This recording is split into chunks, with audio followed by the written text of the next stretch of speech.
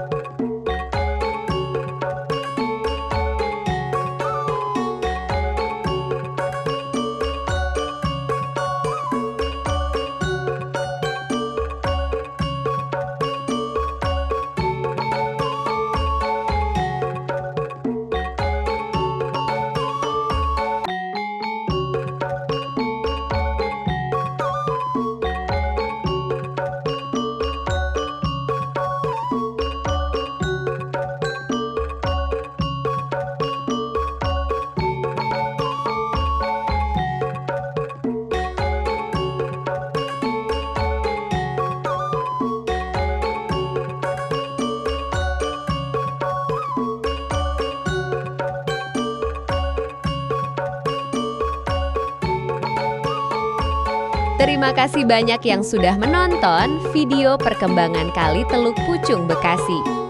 Jangan lupa like, komen, dan subscribe untuk video menarik lainnya. Terima kasih banyak.